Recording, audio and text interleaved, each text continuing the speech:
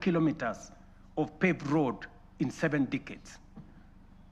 We in Kenya, you know, we have only constructed 22,000 kilometers over a relatively similar period.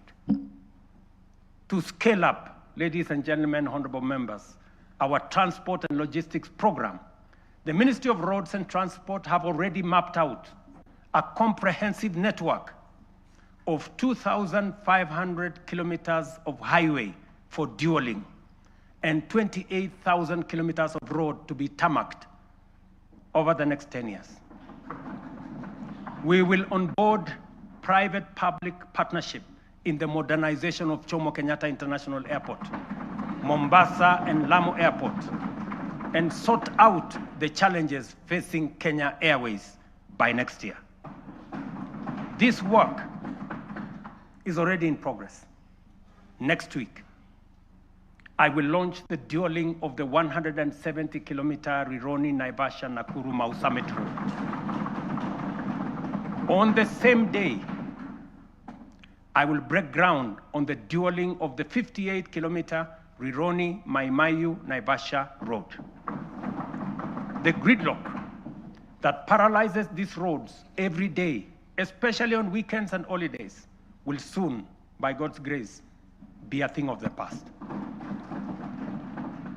Additionally, roads earmarked for dueling include Muthaiga Kiambu Ndumberi, Machakos Junction Mariakani, Mau Summit Kericho Kisumu, Kisumu Busia, Mau Summit Eldoret Malaba, Athi River Namanga, Karatina Nanyuki Isiolo, Makutano Embu Meru Maua, Mtwapa Malindi Mombasa, all the way to Lungalunga, Kericho Kisii Migori Isabenia, and Nakuru Nyahururu Karatina, Kisii Oyugis Ahero. The northern bypass, James Gishuru roads, Bomas Karen Gong, and Bomas Ongata Rongai Kiserian, including Gong Isinya and Naivasha to Kikuyu, among many other key corridors nationwide. This infrastructure drive will also include extending the standard gauge railway from Naivasha to Kisumu and eventually to Malaba. And that exercise, ladies and gentlemen, is beginning in January. In just 2 months, we will be beginning that process. Honorable members, estimates indicate that achieving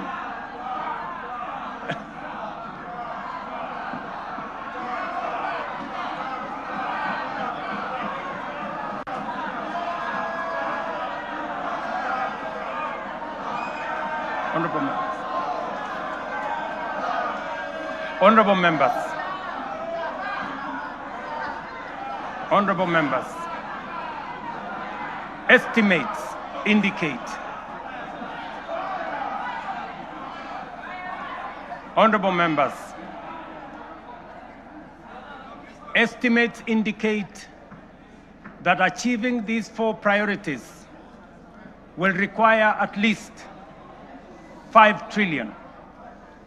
This is undeniably a large sum. Some may see it as unrealistic, even audacious, for a country like ours. But allow me to recall President John F. Kennedy's words in 1962 as he rallied America to reach the moon. And this is what he said, and I quote, "We choose to go to the moon in this decade and do the other things, not because they are easy, but because they are hard. Because that challenge is one we are willing to accept, one we are unwilling to postpone." These 4 projects are our national imperatives, commitments we must embrace without hesitation, not because they are easy, not because they are cheap, but because they are absolutely necessary, because they are worthy of our time. This is the assignment of our generation. This is the purpose for this administration and this parliament, the 13th parliament. And this is the moment we must rise up to. Which brings us to the next question. Given our fiscal constraints, how shall we finance these transformative projects and do so sustainably? The answer, ladies and gentlemen, lies in two key financing vehicles: the National Infrastructure Fund and the Sovereign Wealth Fund. As noted earlier, our development ambitions require sustained, large-scale investment in education, in roads, in energy, water systems, logistics, transport, and digital network. Yet, our fiscal space is narrow. We cannot continue funding essential infrastructure through unsustainable borrowing and burdening taxpayers with additional taxes. But neither can we afford to postpone these imperatives without risking our future. There is need to be innovative in the use of our national revenues, or the national revenues at our disposal.